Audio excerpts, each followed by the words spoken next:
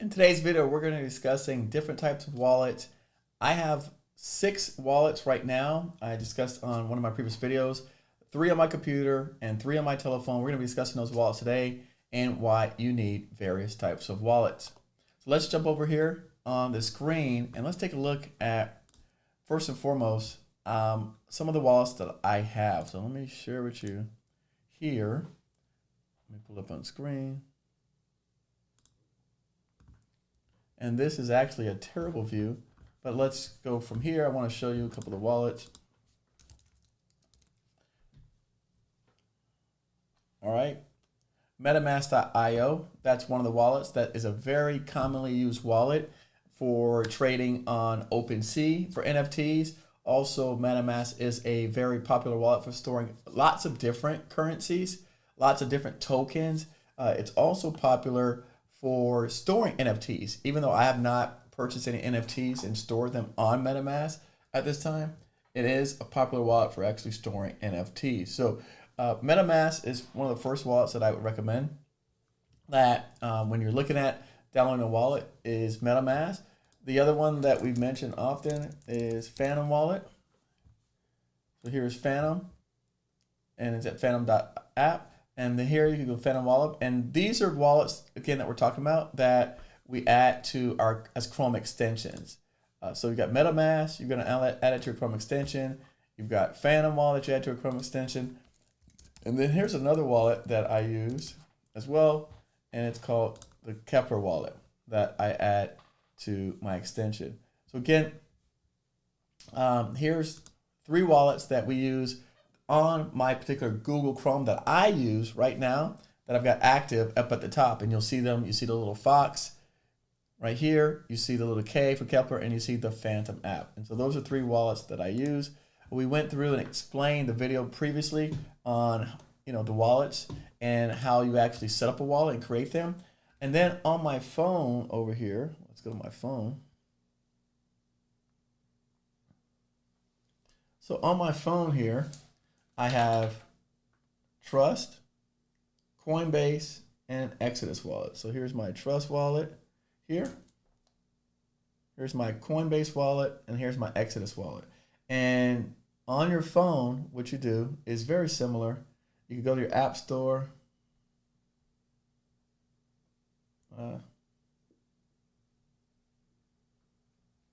Here's my app store. And let's search, let's say Exodus.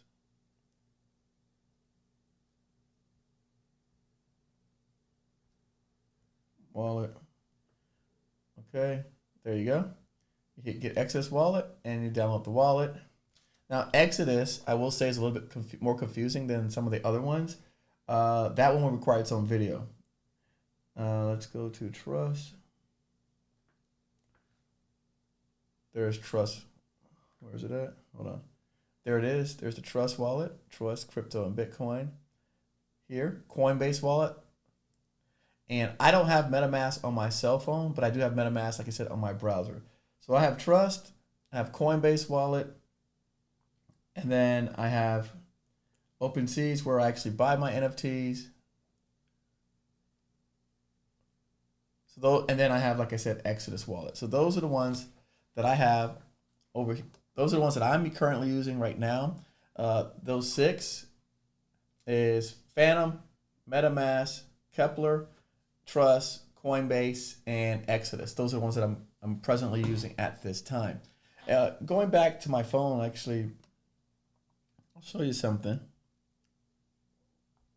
So here, I also have on here Gate.io. I also have Google Authenticator and a regular Authenticator. So if you're going to be trading money, if you're going to be trading tokens back and forth, you're going to need an authenticator. So you're going to need to download Google Authenticator or just the Authenticator on your phone. That's going to be one of the 2-step verifications that's required when you're actually trading tokens. So I always tell people, just go ahead and download it on their phone.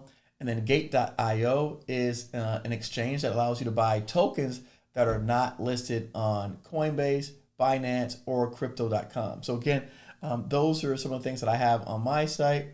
There's other things that we're going to be downloading and using, not necessarily downloading, but using them through our phones and showing you when you have to make actual exchanges. But that's for a later video. This particular lesson is on the different wallets that I own, the wallets that I have, and we went through the same exact process that I explained on the Phantom one in terms of setting them up.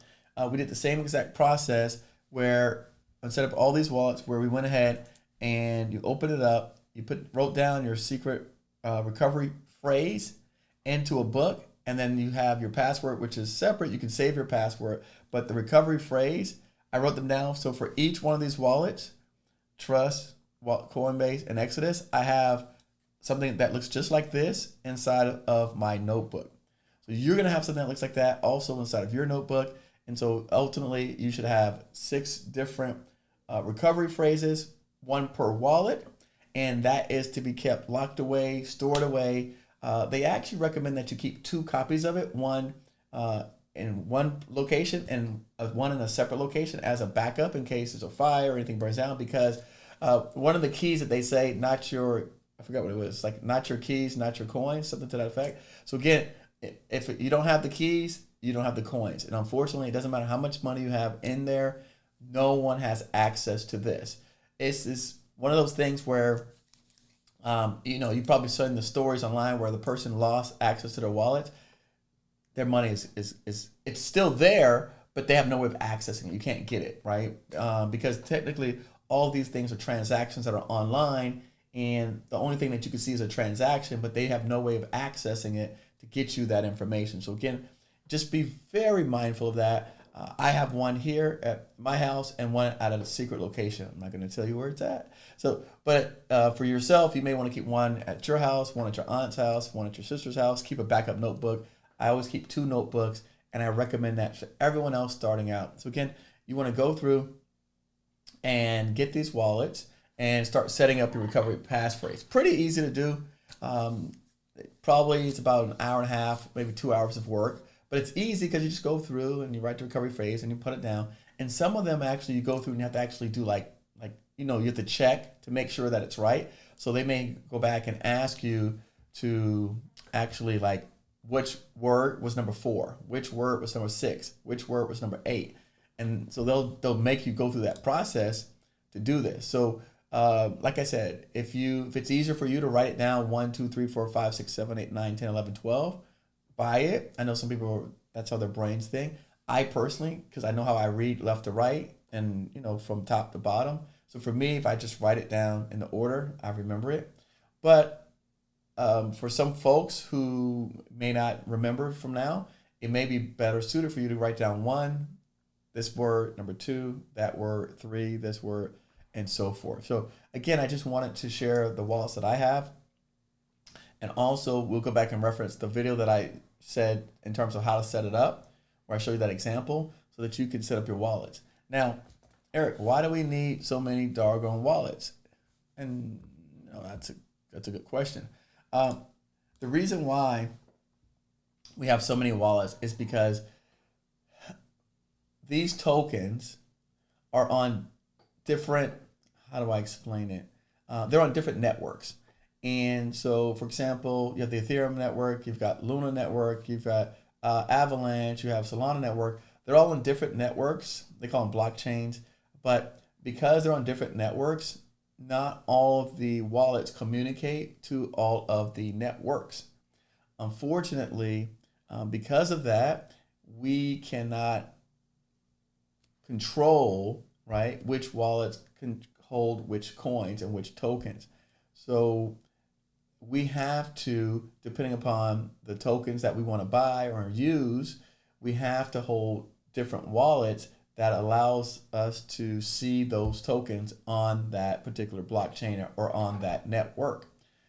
So if you have 5 different tokens that are on 5 different networks, then you've got to have wallets that are compatible with those networks. And that's me trying to explain it in a very easy way, a non-convoluted way.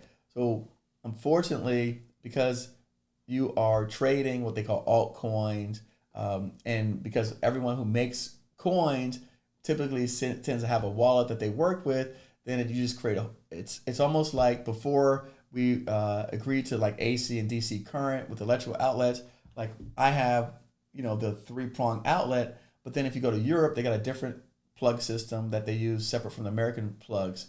So right now, everything's not compatible.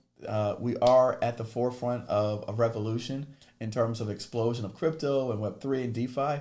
So you got to bear with the system. It's still kind of janky, right? It ain't all fully fixed, but it's really, at the end of the day, it's not super complicated. And I'm going to try to simplify a lot of this stuff for folks just to make it a little bit easier for them, or a lot easier for them. But just be mindful that, hey, what you're doing is helping to like secure your future and to protect against if in fact our currency or other currencies are devalued, to help hedge against inflation, or in a sense that everyone I think already knows what's going on out there. I don't have to sell you any type of story. Everyone already is pretty aware of what's happening, of printing of money, of inflation, and again of the fact that interest rates are super low and you can't make any money off of this stuff. In fact, let's just go over here and let's just look at some examples of this. Well, you know what? I'll do that. I'll save that for another video. But we already know the root causes.